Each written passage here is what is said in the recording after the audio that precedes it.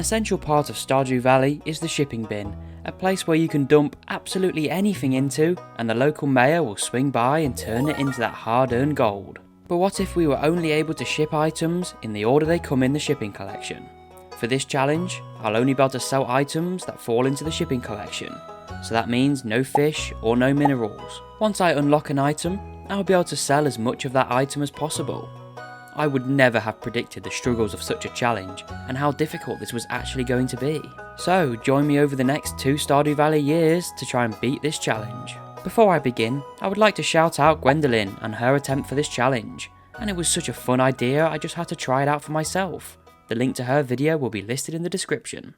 So here we are on day 1. I decided to choose the standard farm layout for this challenge. Sure, other layouts such as the 4 corners farm or even the forest farm might make things a bit easier, but since I was so limited by what I could ship for the early parts of this challenge, I didn't see much point. I began the challenge as you normally would do, by planting the parsnips and clearing an area in front of my farmhouse.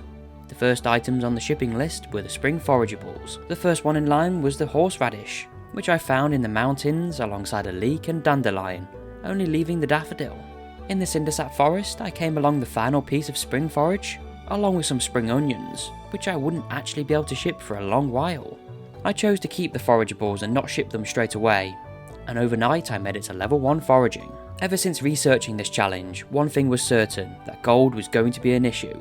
I will be trying to conserve it as best as possible, so that meant using mixed seeds and other forms of getting free seeds, such as from the museum. My main strategy for this challenge was simple really, try and complete the community centre as fast as possible with the limited items I could ship. So that meant the first few days of this challenge was spent fishing to get all of the ones I needed. On the 5th of spring, my parsnips were ready to collect, which also gave me the 5th item in the shipping collection. The final item I had to find in the first batch of the shipping items was the cave carrot, which I managed to find fairly easy during my first mining trip. An essential part of this challenge, taking 5 years or 2 years, will be how lucky I get with the travelling cart, which could save me tens of thousands of gold, although it didn't sell anything useful this time. I did spend my first bits of gold on a green bean starter, as it was practically impossible to get one through mixed seeds. Although it was at this point of the challenge where it took a terrifying turn. So far this challenge seemed, well, quite easy, until I saw what the next items I needed were. The cactus fruit and a coconut, which can only be found at the desert, or at least once the desert's been unlocked. This will require us to spend a total of 42,500 gold to finish the vault bundle, which doesn't seem too bad, until you realise that we can only sell the 4 spring forageables, parsnips, and cave carrots. So yeah, get ready for the hardest part of this entire challenge, the quest for the desert. If I was going to make anywhere close to 42,500 gold, I'd have to have a plan, and honestly, my plan was using special orders and the help wanted quests to make gold. The only real moneymaker would be parsnips, but growing them would just be a terrible idea, as each seed packet costs 20 gold and then sells for 48 gold at its base quality, which only gives you around 20 gold a profit, which means on average we would have to grow 1,517 parsnips just to get enough gold. Yeah, I know. For the rest of the first spring, I spent it growing and collecting as many community centre items as possible to get that ticked off, making sure to complete as many help wanted quests along the way. I did try and grow as many parsnips as I could afford, as once spring was over, I'd be unable to make any more gold outside of cave carrots and help wanted quests. I also wanted to reach the bottom of the mines as soon as possible to make life as much easier going into the summer. I decided to purchase the backpack upgrade and found myself some cool shades to wear. What was even better is on spring 20th I completed the boiler room and unlocked the minecarts, and then the next day I made it to floor 120 and collected the skull key. I did also have to upgrade my axe to copper to help me mine hardwood stumps to complete the construction bundle. And to wrap up the season, I had a huge sprinkler set up on the farm, ready to help growth in the summer. Of course, throughout the spring, I had accumulated a few useful items from the travelling cart, such as animal products, but I'm still yet to get a truffle or red cabbage seed. To begin the summer season, I had 5,200 gold, and made myself a much more organised sprinkler layout before heading to Pierre's to buy myself a tomato, blueberry and hop seed, all of which I had to buy as I couldn't get them through mixed seeds. Since I couldn't make any more gold now through the shipping bin, I chose to build myself a coop to begin housing chickens. I would need a large egg of both varieties, alongside normal eggs for the shipping collection. As normal, I allocated the first part of the season to catching as many of the new seasonal fish as possible, and I managed to complete the summer foraging bundle with relative ease. On the night of summer 4, I made it to level 5 fishing, although since I couldn't sell the fisher perk would practically be irrelevant, so I chose trapper. At the travelling cart, I was offered a duck egg, which I really should have taken looking back, but I chose to save my gold just in case a truffle popped up on the Sunday. But unfortunately, come Sunday, there wasn't a truffle, or anything else of use, so yeah, that was a mistake. I did however donate the final item to complete the exotic foraging bundle, and a poppy to the chef's bundle, and I also wrapped up the lake fishing bundle as well. Over at Marnie's, I chose to buy 2 chickens which can provide me with both variations of eggs, which come up fairly soon in the shipping collection, as I just mentioned. I took some resources to Robin's to build me a handy silo, which doesn't actually cost that much gold, and would allow me to collect hay for my vast amounts of animals I'll be needing later down the line. That was really the main goal until we unlocked the desert, future preparation, collecting as many shipping items as I could, and storing them all ready for when I need them. I did have to make a quick trip to Pierre's to buy some wheat seeds, as I did need 10 pieces of wheat for the fodder bundle. Talking of future preparation, I used the chair to access the secret woods to begin collecting hardwood. I will need 200 pieces of it to fix up the boat to Ginger Island, which, as you will find out, we will need to do sooner rather than later. I was able to finish the summer crops bundle and reach level 5 farming that same night. On the 16th, the annual Green Rain event had arrived, which would be a great source of mixed seeds for the fall season. I chose to expand my tree farm today, planting a load of mahogany trees, for the hardwood of course. By the end of the season, I was still growing some summer forageables and corn, and even had an orange and pomegranate tree growing from the prize machine. After such a busy month of completing Help Wanted quests, we were up to a total of 8,000 gold, and yet was still so far away from that 42,500 gold mark. But don't worry, I have a big plan for that, which starts, well, right now. But before that, I planted all the mixed seeds I'd bought going into the fall season, and I bought a bok choy, yam, amaranth, cranberry seeds from Pierre's, which were yet again all impossible to get from mixed seeds. I also chose to buy 20 pumpkin seeds in order to get the 5-star gold quality ones needed to finish the pantry. On the 2nd of fall, Mayor Lewis and Robin had constructed a special orders board, which was filled with quests, which were going to be my main moneymaker from now on. Well, at least until spring rolled around once again. I picked up Robin's Resource Rush, which required me to collect 1,000 pieces of stone in only 1 week. In the evening, I managed to catch the eel, leaving only one last bundle, the specialty fish bundle, until I'd completed my first community centre room. Of course, the only fish I was missing was the sandfish, which we would have to wait until the desert was unlocked to complete. I spent the next few days inside the lower levels of the normal mines to collect all the stone for Robin, and then I headed over there to ask her to build me a barn. Once again, both milk and large milk come up fairly soon in the shipping collection, so I was making sure I was prepared for later. Looking back on the challenge, I could have just saved my gold all on the vault bundle, but my huge plans in the spring would mean I would never have money problems. Stick around to find out what they are. And no, it's not farming for cave carrots. Since I had the gold, I chose to upgrade my pickaxe to copper, as once I reached the Skull Caverns, it would be impossible for me to mine anything with just the normal one. The new week's special order was Fragments of the Past from Gunther, which tasked me to collect 100 pieces of bone in only 1 week. It was also blackberry season, which gave me a great amount of energy inside the mines. I gave Linus his blackberry basket back, which gave me a decent amount of gold for doing so, and I wrapped up the special order and collected 4,000 more gold. An issue with this challenge, which I didn't expect, was the storage aspect. Since I couldn't sell anything, I had no choice but to store everything in chests, leading to having so many chests, more than you'll ever need. After the full crops had finished growing, I could complete yet another bundle. And I could pick up another special order from Robin, which tasked me to collect 80 pieces of hardwood, which wouldn't be too much of an issue since the stumps in the secret woods regrow every single day. I did choose to participate in the Stardew Valley Fair in order to collect a few useful prizes such as the star drop and the prize ticket.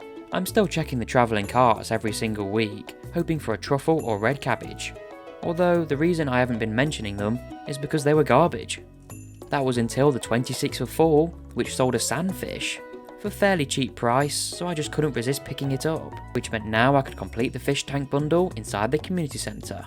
Unfortunately, this would only unlock panning, that isn't too useful, but I will be needing the pan on Ginger Island. To wrap up a productive fall, I attended Spirit's Eve, made my way through the maze, and collected my golden pumpkin.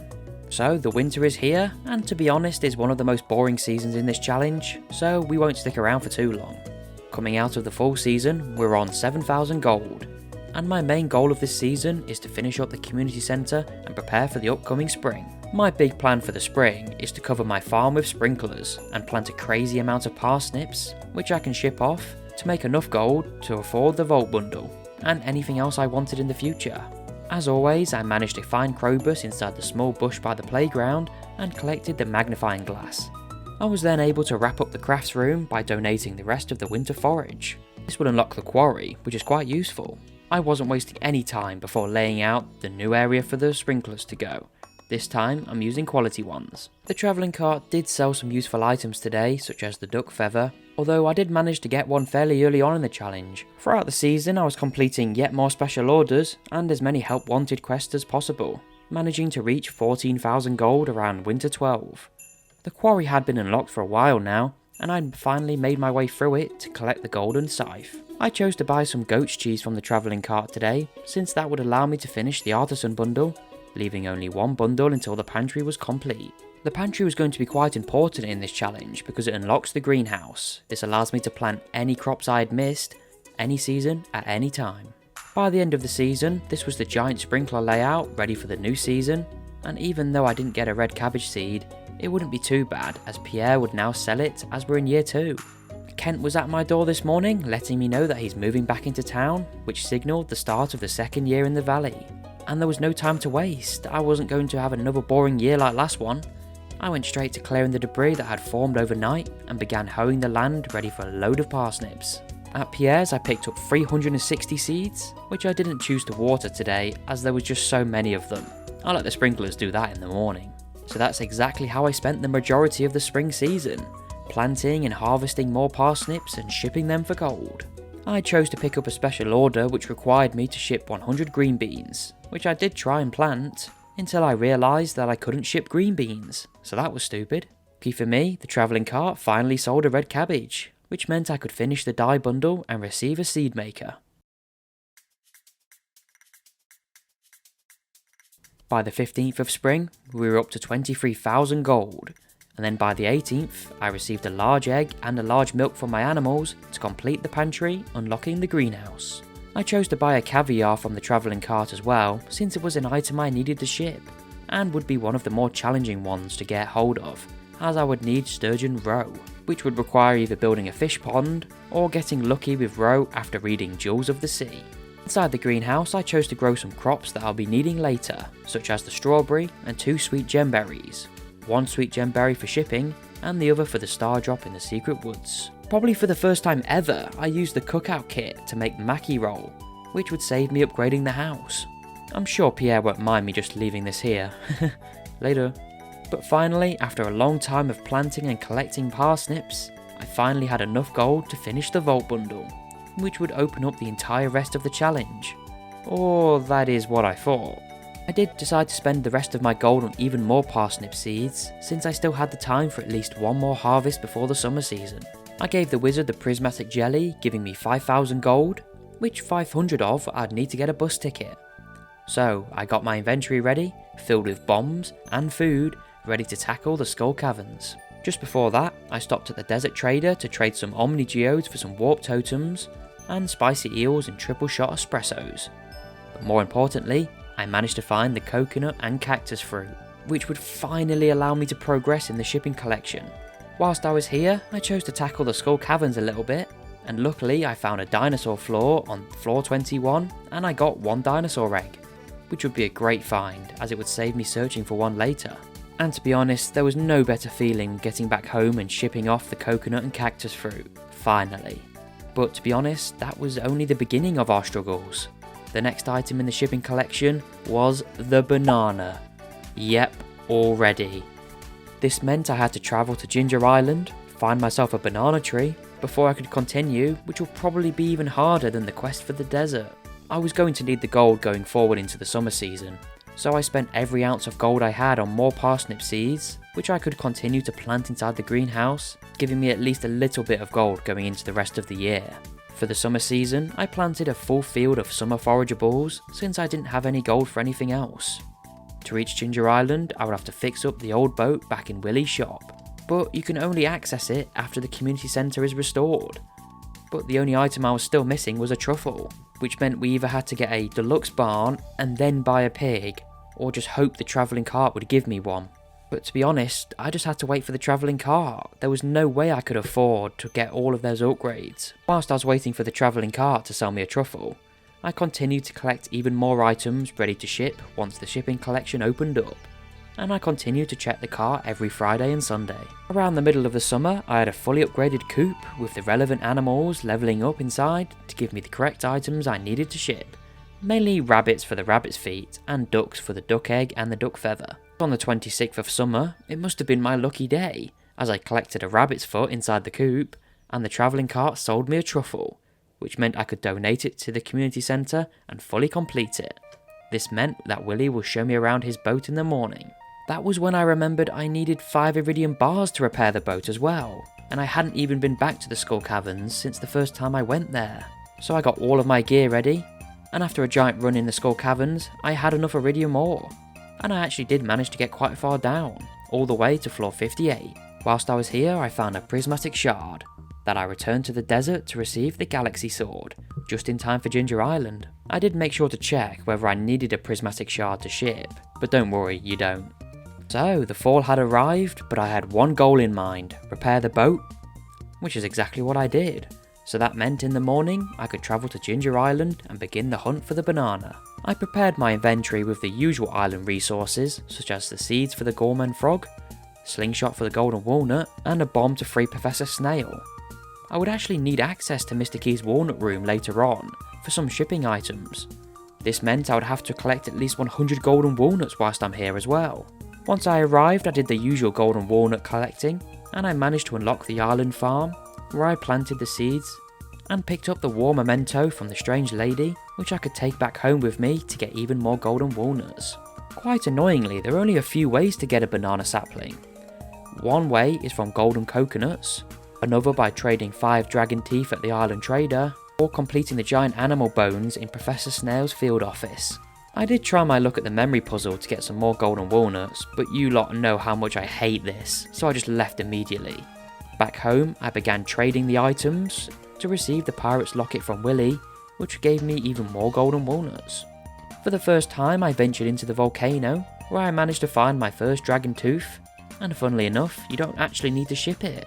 So if I could get my hands on 4 more, I would be able to trade it for a banana sapling. I did have to spend a lot of gold though opening geodes at Clint's. This was because I would need access to the sewers to buy myself a void egg and alongside void mayonnaise for the shipping collection. The only other way to get void eggs would be from the witch event, but it's just so rare, it's just much easier to do it this way anyway. On the 7th of fall, I finally had 5 dragon teeth, which I could take to the island trader to get myself a banana sapling. Unfortunately, it would be at least 28 days until it would produce any bananas, so I would now have to allocate 28 days to collect every single last item I needed. Whilst I had the time now, I went through each item on the blank shipping collection and moved it to a new set of chests called the shipping chests, which contained every item I needed to ship off. In all honesty, most of the shipping items were fairly easy and simple. It was only a few rare and strange items that would make this troublesome. One of those rare items was actually the ancient fruit, and I still hadn't managed to get myself a seed yet. So I took some monster musk to the lower levels of the mines to get me one. I managed to find 2 actually. Since we were waiting for the tree to grow, I began the hunt for the next challenging item, the ostrich egg. I would class the ostrich egg as probably one of the rarest items in the game. It requires you to reach the end of the game to get one really. They can either be found inside the volcano or inside journal scraps. So that meant every single day I was back inside the volcano searching more chests and blowing up more and more rocks hoping to find it. Luckily, after a week of searching, I managed to find one inside a volcano chest. I didn't need to ship ostrich mayo however, so I could just keep this one safe, ticking off another hard item. I also finally took on that horrible memory puzzle, which I did manage to complete after a lot of time, and it gave me enough golden walnuts to enter Mr. Key's walnut room. The reason I needed to unlock this room was for the radioactive ore and radioactive bar in the final pages of the shipping collection. Radioactive ore can only be found during the dangerous mines, which can only be activated during the Mr. Key quest. I didn't have danger in the deep today, however, but when I do, I'll be able to get the 2 more rare items. On the 14th of fall, the travelling cart sold me another truffle, which was just perfect as I needed 1 more for shipping, and I didn't really want to have to buy a pig for it. But annoyingly, it would turn out I need 2 truffles, 1 for truffle oil and the other for shipping. There's always something with this challenge. I pretty much had every item ready to ship off now, apart from a few tougher ones, such as the truffle, the radioactive ore and bar, banana, and I class agent fruit in there as well. But after one final last scan through the shipping collection, I found something I completely forgot about. The mystic syrup. This single item turned out to be the longest one for me to get, as the only way to get it is through tapping a mystic tree, which can only be grown from a mystic sapling, which can only be unlocked after reaching level 10 in all skills, and then reaching at least level 1 inside the mastery cave. This meant I had to fish for days on end to upgrade my fishing skill, chop trees for eternity to get level 10 foraging, and to be honest, I'm just glossing over it right now, but this did take so long, it almost took me the entire rest of the fall season. For the winter season, I was expanding my shipping chests to the point where I nearly had absolutely everything to complete it, once the banana was ready of course. On the 7th of winter, I finally had enough experience to buy the foraging mastery, allowing me to plant a mystic tree on Ginger Island. I was glad to see once I arrived I had a fully grown banana tree, which meant the challenge was nearing the end. This allowed me to ship the banana, the sap, large egg, large brown egg, milk, large milk, green bean, cauliflower, potato, garlic and kale, and a bunch more items. That was until I reached the starfruit, which looking in my chests I didn't have, so I must have forgotten to plant it. But with some deluxe speed bro, it won't be a huge setback. Whilst I had the time, I visited Krobus and tried to buy a void egg, until I realised it was 5,000 gold for a single one.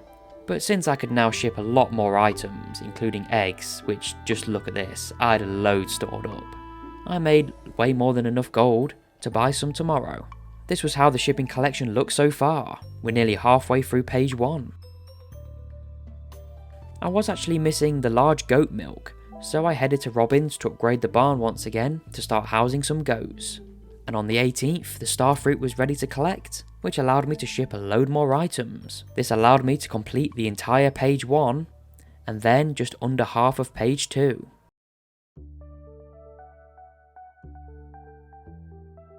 With page 1 complete, we're now straight onto page 2, and I was stuck on truffle oil, but I couldn't really wait around for the travelling cart to give me another one, so I upgraded the barn once again and bought myself a pig. So that meant once spring rolled around, I could finally continue the shipping collection. It was on the 22nd where I got Danger in the Deep, allowing me to collect some radioactive ore and a radioactive bar for the shipping collection. So that leads us to year 3, where I received 3 candles from my grandpa, and I was still waiting for the mystic tree to grow and the pig to produce a truffle. Funnily enough though, it would be the travelling cart that gives me the 3rd truffle I needed of the video, allowing me to turn it straight into truffle oil, which allowed me to ship most of the remaining items. And in the morning, this was how everything looked. Page 2 complete. For the roe and aged roe, I actually managed to get it using the Jewels of the Sea book instead of buying a fish pond, which was a nice time save. As you can see, page 3 wasn't that much, and I had everything else ready, apart from that mystic syrup, which just meant a lot of sleeping on the island farm, until eventually on summer 10, I received it, and could ship the mystic syrup, raisins, dried blackberries, dried mushrooms, carrot, summer squash, broccoli, and finally powder melon, finishing the challenge. In the end, it took me 2.5 in-game years to complete this, and over 25 hours worth of gameplay. This was probably one of the most craziest and fun challenges I've ever completed in this game, and I would love to do more ones like it. If you enjoyed, a like and subscribe will go a long way and allow me to continue doing videos like this one. Again, shout out to Gvendolynn and her video. I hope you're having a great day, but for now, later.